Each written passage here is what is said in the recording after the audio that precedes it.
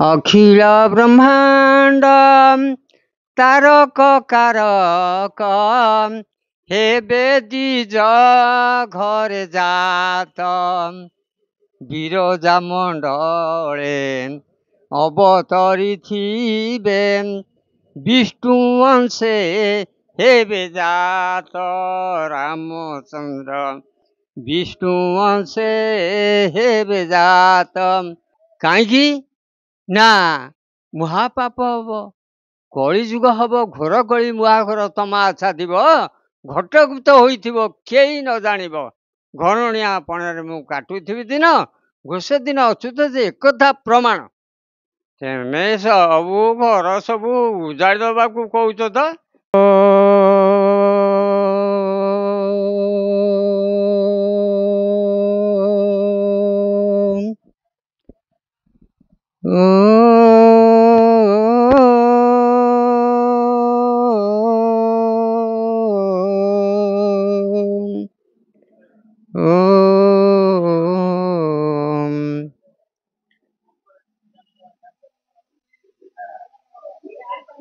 मोर झंकड़वासिनी सिंह बाहिनी सारा माँ को सारा माँ को पित्यार्थ बड़ आनंद कर हरि बोल तुम हरि बोल दी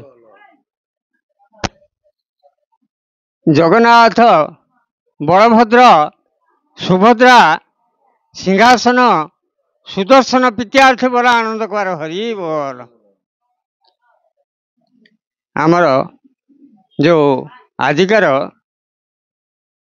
जो जगन्नाथ सारा मंडल जगन्नाथंकर जो एठारे पीठ निर्माण होइछि तेणु श्रीक्षेत्र सारा श्रीक्षेत्र पित्यार्थ बड़ आनंद कर हरि बोल।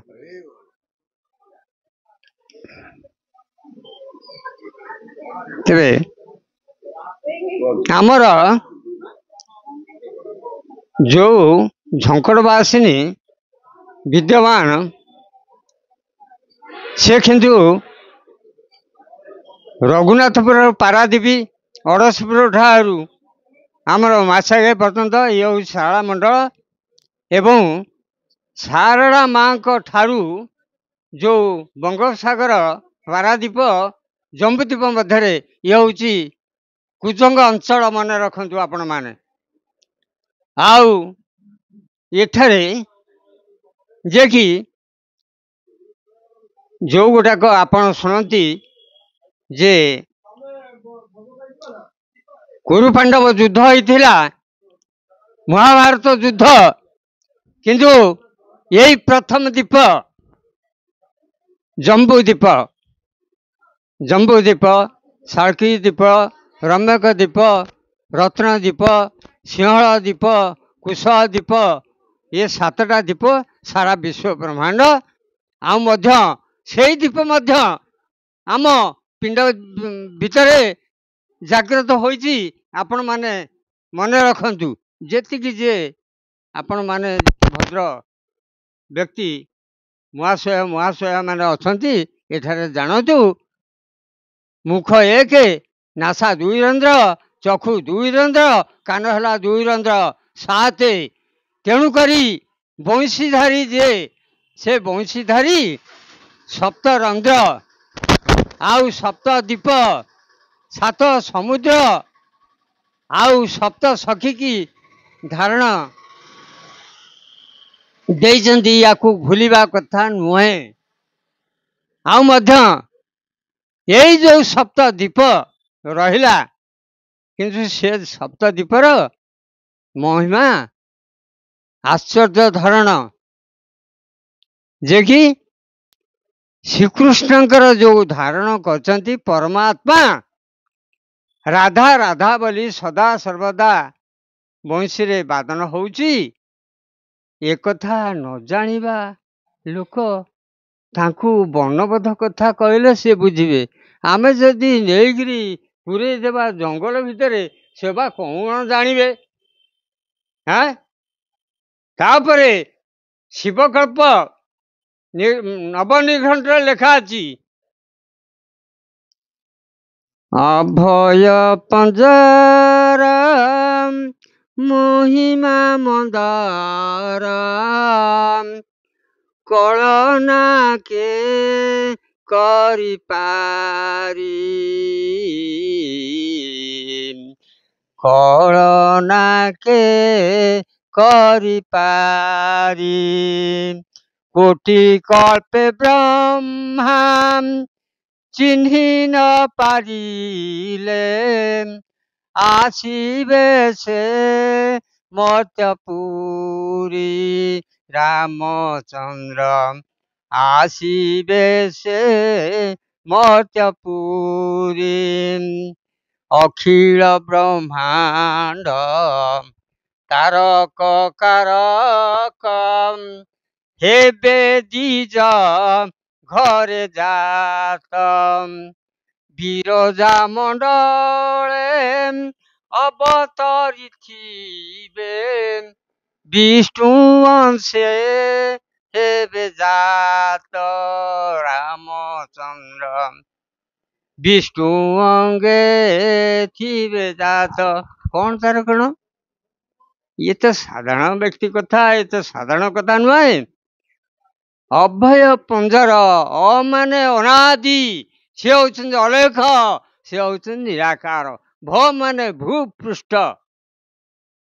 ୟ ମାନେ ଅନ୍ତର୍ଯ୍ୟାମୀ ନାରାୟଣ। ଯିଏ ମନ୍ଦରଗିରିକି ଧାରଣ କରିପାରିଥିଲେ, ଯୋଉ କୃଷ୍ଣ କୃଷ୍ଣ ବୋଲି ଆମେ ନାମ କରୁଛେ, ହରେ କୃଷ୍ଣ କୃଷ୍ଣ କୃଷ୍ଣ ହରେ ହରେ, ହରେ ରାମ ରାମ ରାମ ହରେ। କଣ ନା ସେ ଯେତେବେଳେ ମନ୍ଦରଗିରିକି ଧାରଣ କରିଥିଲେ, ଯେତେ ଗୋପପୁରେ ଥିଲେ ନରନାରୀ, ସେ ବିକଳ ହିଁ ଡାକିଲେ, ହେ ପ୍ରଭୁ ରକ୍ଷା କର, କୋଉଠି ଅଛ? ଇନ୍ଦ୍ର ଯୋଉ ନିର୍ଯାତନା ଦଉଛ, 7 ଦିନ 7 ରାତି ତାକୁ ଯୋଉ ପ୍ରଳୟ କଲେ, ଇନ୍ଦ୍ର ତ ଜାଣିପାରିନଥିଲେ। ଅଖିଳ ବ୍ରହ୍ମାଣ୍ଡ ତାରକ କାରକ ହେବେ ଦ୍ୱିଜ ଘରେ ଜାତ ବିରଜା ମଣ୍ଡଳେ ଅବତରିଥିବେ ବିଷ୍ଣୁ ଅଂଶେ ହେବେ ଜାତ ରାମଚନ୍ଦ୍ର ବିଷ୍ଣୁ ଅଂଶେ ହେବେ ଜାତ। ରାମଚନ୍ଦ୍ର ହଉଛନ୍ତି ଅଚ୍ୟୁତାନନ୍ଦ ମହାପୁରୁଷଙ୍କର ପଟଶିଷ୍ୟ। ସିଏ ଯାହା ନିବେଦନ କରିଛନ୍ତି ଗୁରୁଙ୍କୁ, ଗୁରୁ କହିଛନ୍ତି ଆରେ ହେ, ସେ ବିରଜା ମଣ୍ଡଳରେ ଜନ୍ମ ହେବେ, ଯେ କଳ୍କିରା ଆମ ଶେଷାର୍ଦ୍ଧରେ ହେବେ। 4,32,000 ଲୋକମାନେ କହୁଛନ୍ତି 4,32,000 ଭୋଗ କରିପାରିବ ନାହିଁ। କାହିଁକି ନା ମହାପାପ ହବ, କଳିଯୁଗ ହବ, ଘୋର କଳି ମୁହାଘର ତମା ଆଚ୍ଛା ଥିବ, ଘଟଗୁପ୍ତ ହୋଇଥିବ, କେହି ନ ଜାଣିବ। ଘରଣିଆ ପଣରେ ମୁଁ କାଟୁଥିବି ଦିନ, ଘୋଷ ଦିନ ଅଚ୍ୟୁତ, ଯେ ଏକଥା ପ୍ରମାଣ। ତେବେ ମହାପୁରୁଷ ଯାହା ଲେଖିଛନ୍ତି 185 ଗ୍ରନ୍ଥ, ଆଉ ସାରା ବିଶ୍ୱ ବ୍ରହ୍ମାଣ୍ଡରେ କେହି 185 ଗ୍ରନ୍ଥ କରିନାହାନ୍ତି କି ବୁଝେଇ ନାହାନ୍ତି। ତେଣୁ ଦ୍ୱିଜ ମାନେ କଣ? ଦ୍ୱିଜ ମାନେ ବ୍ରାହ୍ମଣକୁ କହନ୍ତି। ଦ୍ୱିଜ ମାନେ ଗୋଟାଏ ବସବାସ କରିଥିବ କଟକରେ ପାରାଦୀପରେ ଆସି ଘରଦ୍ୱାର କରିଥିବ, ତାଙ୍କୁ କହନ୍ତି 2ଟା ସ୍ଥାନ ବୋଲି, ତାଙ୍କୁ କହନ୍ତି ଦ୍ୱିଜ। ଆଉ ମଧ୍ୟ ଗୋଟାଏ ଚଢ଼େଇ ବସା ବାନ୍ଧିବ, ଅଣ୍ଡା ଥରେ ଦେଲା, 21 ଦିନରେ ଯୋଉ ଶିଶୁଟି ହେଲା, ତାକୁ ମଧ୍ୟ ଦ୍ୱିଜ କହନ୍ତି। ଦ୍ୱିଜର କେତେ ଉଦାହରଣ ଅଛି, କିନ୍ତୁ ସେଇ ଦ୍ୱିଜ ଆମେ ସମସ୍ତେ କହୁଛନ୍ତି ବିରଜା ମଣ୍ଡଳରେ ଅବତରିଥିବେ, ଯେ ବିଷ୍ଣୁ ଶର୍ମାହାର। ଠିକ ସେଇ ବିଷ୍ଣୁ ଶର୍ମାହାର ଯିଏ ଜନ୍ମ ହୋଇଛନ୍ତି, ସିଏ ଆସି ସ୍ଥାନାନ୍ତରିତ କିଶୋରନଗର କ୍ଷୀର ନଦୀ ତଟରେ ସେ ଜନ୍ମ ଲାଭ କରିଛନ୍ତି ହରିହର କ୍ଷେତ୍ର ଦେହରେ। ସେ ପ୍ରକଟ ହେଲାଣି 1979 ମସିହା ଠାରୁ। ତାର ତର୍ଜମା ଆମେ ସବୁ ଲିପିବଦ୍ଧ କରୁଛୁ, ରଖିଛୁ। କିନ୍ତୁ ତାପରେ ଯିଏ ସବୁ କହୁଥିଲେ, ବାବା ବି କହୁଥିଲେ, କିଏ କାହା କଥା କାହିଁ ଆମେ କଣ କହିବା, କଣ ଦରକାର। କିନ୍ତୁ ସର୍ବପ୍ରଥମରେ ଯୋଉ ଜଗନ୍ନାଥଙ୍କ ନାମ କହୁଛେ, ଜଗନ୍ନାଥଙ୍କ ନାମ କଣ ଜଗନ୍ନାଥ? ତେମେ ସବୁ ଘର ସବୁ ଉଜାଡ଼ି ଦେବାକୁ କହୁଛ ତ ଜଗନ୍ନାଥଙ୍କର। ଜଗନ୍ନାଥ ହଉଛନ୍ତି ପରାରମା କାମ ବୀଜ ବସାଇଲେ ଧ୍ୟାନ ସୂତ୍ର ଶିଖାଇବେ ଚିହ୍ନି ନ ପାରିବେ ଚିହ୍ନା ନ ପଡ଼ିବେ ବ୍ରଜ ସୂତ ବାଛି ନେବେ ରାମଚନ୍ଦ୍ର ବ୍ରଜ ସୂତ ବାଛି ନେବେ। କ'ଣ ନା ପରା ହଉଛି ଜଗନ୍ନାଥ, ରମା ହଉଛି ସୁଭଦ୍ରା, କାମ ହଉଛି କୃଷ୍ଣ। ୟାକୁ ଠିକ ବେଠିକି କିଏ କହିବ ନା ଠିକ ସେ କହିଛନ୍ତି, ବୁଝେଇଛନ୍ତି। ଯେତେ ପରାରମା କାମ ବୀଜ ବସାଇଲେ, ବୀଜ ମାନେ ବ୍ରହ୍ମ ଏକାକ୍ଷର, ବୀଜ ବସାଇଲେ ଧ୍ୟାନ ସୂତ୍ର ଶିଖାଇବେ ଚିହ୍ନି ନ ପାରିବେ ଚିହ୍ନା ନ ପଡ଼ିବେ ବ୍ରଜହୁତ ବାଛି ନେବେ। ବ୍ରଜହୁତ କ'ଣ ନା ପରା ଅପରାରେ ବିଚାର ନଥିବ ନିର୍ବିକଳ୍ପ ନିରଞ୍ଜନ ନିର୍ମାଲ୍ୟ ଭୁଞ୍ଜାଇ ଲୀଳା କରୁଥିବେ ଭକ୍ତ ଘରେ ଭଗବାନ ରାମଚନ୍ଦ୍ର ଭକ୍ତ ଘରେ ଭଗବାନ। ଭଗବାନ ଆସିନାହାନ୍ତି, କିନ୍ତୁ ଏଠାରେ ନିର୍ମାଲ୍ୟ ଯେତିକ ସାଧୁସନ୍ଥ ଆସିଛନ୍ତି ନିର୍ମାଲ୍ୟ ଭୋଜନ କରୁଛନ୍ତି। ଆଜି ଜଗନ୍ନାଥ କ'ଣ ସିଧା ଆସିବେ ବୁଝେଇବେ? ନାଇଁ, ଜଗନ୍ନାଥ କାହା ମାଧ୍ୟମରେ ସେ ଆସିବେ, ଆପଣମାନଙ୍କୁ ସଚେତନ ଦେବେ, କହେ ନିର୍ମାଲ୍ୟ ଭୁଞ୍ଜୁ, ସତ୍ସଙ୍ଗକୁ ଆ, ସତ୍ସଙ୍ଗକୁ ଆସିଲେ ତୋର ପାପ ଲୀନ ହେଇଯିବ, ପୁଣ୍ୟପଥକୁ ତୁ ଆଗେଇ ଯିବୁ। ତେଣୁ କହୁଛି ଯୋଉ କୃଷ୍ଣ, ମୁଁ କହୁଛି ନାସା ଏକ, ନାସା ମୁଖ ଏକ, ନାସା ଦୁଇ ରନ୍ଧ୍ର, ଆଖି ଦୁଇ ରନ୍ଧ୍ର, କାନ ଦୁଇ ରନ୍ଧ୍ର ସାତ, କିନ୍ତୁ ସେ ପ୍ରମାଣ ଉପରେ ରାଧା ରାଧା ବୋଲି ସଦା ସର୍ବଦା ଯମୁନା କୂଳରେ ଆଉ କଦମ୍ବ ମୂଳରେ ସବୁବେଳେ ବଂଶୀ ବାଦନ କରନ୍ତି। କିନ୍ତୁ ସେ ଏଇ ଗୀତକୁ ଏତେ ପ୍ରେମ ଭାବରେ ସେ ବୋଲିଛନ୍ତି, ସପ୍ତ ସଖୀ ଜଣେଇଛନ୍ତି। ସେ ଗୀତ ମଧ୍ୟ ମୁଁ ଆପଣଙ୍କୁ ଏଇଠାରେ ବୋଲିକିରି ସନ୍ତୁଷ୍ଟ କରିଦେଉଛି ଆପଣଙ୍କୁ। ରାଧା ସବୁ ଇଏ ଯମୁନା କୂଳରେ ବଂଶୀ ବାଦନ ହେଉଛି ବୋଲି ସେ କହୁଛନ୍ତି। କହିଲେ ଇଏ କୃଷ୍ଣ ମୋତେ ଆଉ ସଦା ସର୍ବଦା ବଂଶୀରେ ବାଦନ କରି, ମୁଁ ତ ଜଣେ ଦୋଷାରୀ, ଇଏ କାହିଁକି ମୋତେ ସଦା ସର୍ବଦା ଡାକି ଡାକିରି ମୋତେ ଆହୁରି ଦୋଷାରୀ କରାଉଛନ୍ତି। ତେଣୁକରି ସେ ଏଇ ଗୀତ ଆପଣ ଟିକେ ଶୁଣିଯାଆନ୍ତୁ। कहलो सजनी कुंजे ए ए ए कहलो सजनी कुंजे बंशी किए बजाइला कहलो सजनी कुंजे बंशी किए बजाइला कहलो सजनी कुंजे बंशी बजाइला नहीं मो मन को मजाइला कहलो सजनी कुंजे सखी सात पांच मेले